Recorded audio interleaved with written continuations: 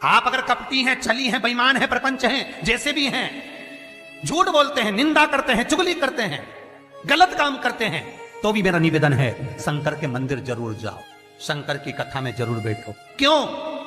एक मंदिर के दरवाजे पर लिखा हुआ था, अगर आपका मन गंदा है तो मंदिर जरूर आना, मंदिर जरूर आना। किसी ने पूछा, गुरुदेव ये मंदिर के दरवाजे पर लिखा है कि मन गंदा है तो मंदिर जरूर जाओ, उसका कारण क्या है? हमने कहा कारण केवल इतना सा है, बच्चा नाली में गिरता है, बच्चा धूल में गिरता है, बच्चा रज में गिरता है, बच्चा कीचड़ में गिरता है तो पड़ोसी साफ नहीं करता।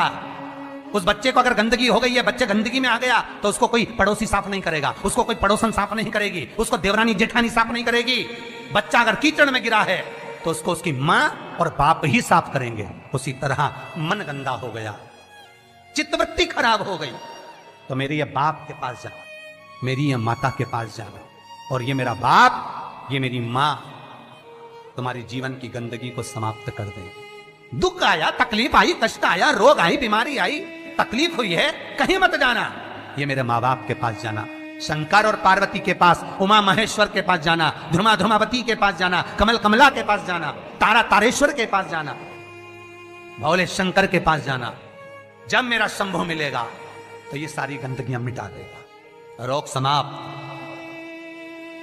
अकाल मृत्यु वो मरे जो काम करे चंडाल का, काल उसका क्या बिगाड़े जो भक्त हो महा काल का।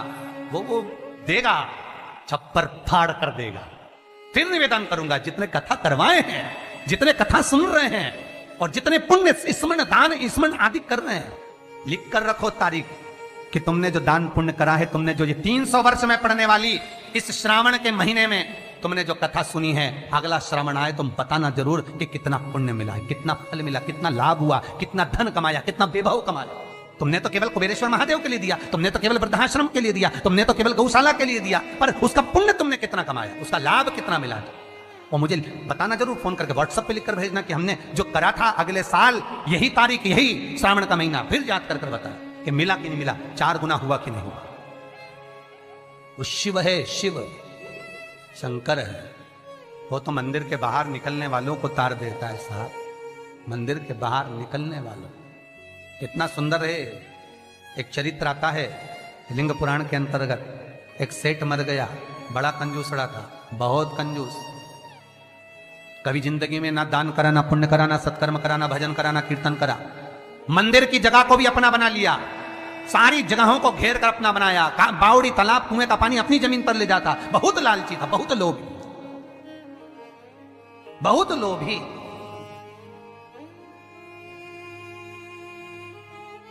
बस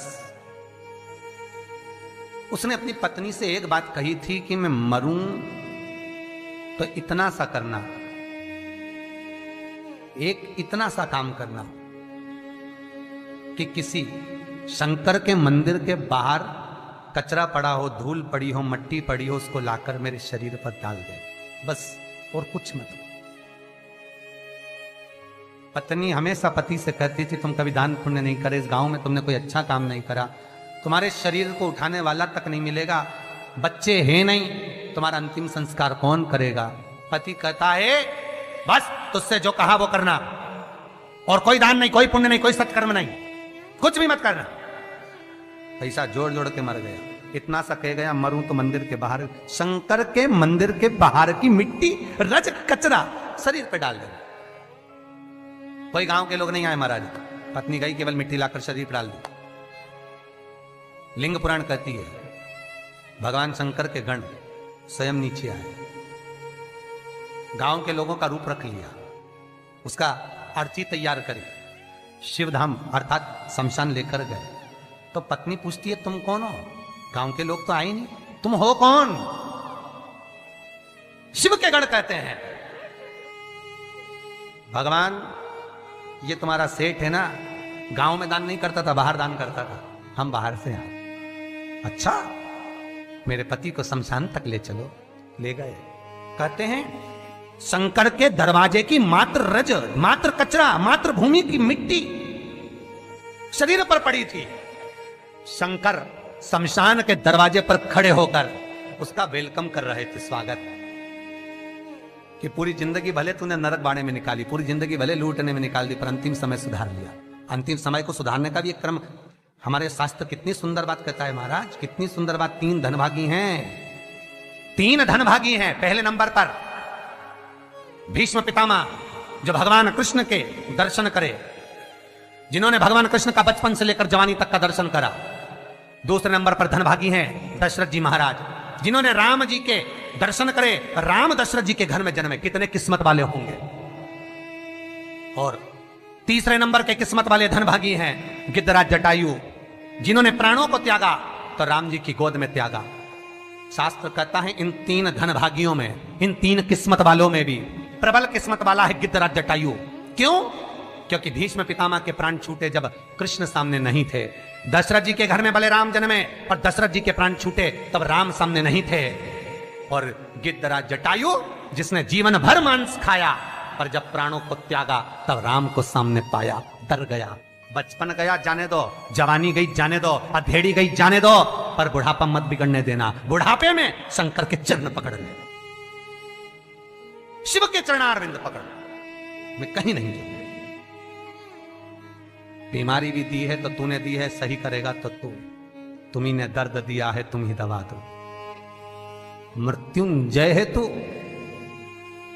जगत का भोलानाथ है तू, सबसे ऊंचा तू ही बैठता है। जहां दुनिया समाप्त हो जाती है वहां से तेरी शुरुआत होती है। लोगों का जहां एंड होता है शमशान, वहां से वो शुरू होता है।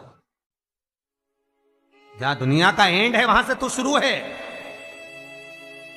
तो तू साधारण नहीं हो सकता भोलेनाथ। अगर मेरे चरण में कष्ट आया है तो तू सही करेगा, मुझे विश्वास है। भरोसा रखना।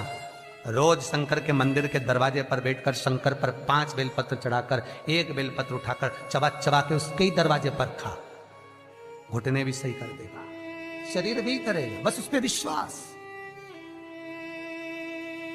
उस पर भरोसा। बस शंकर है और मुझे पूर्णता विश्वास है कि वो मुझे हारने नहीं देगा। तो नहीं हारने देगा, नहीं।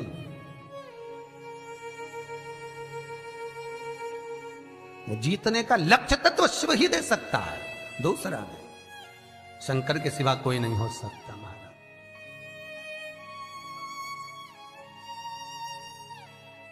बस उस पर विश्वास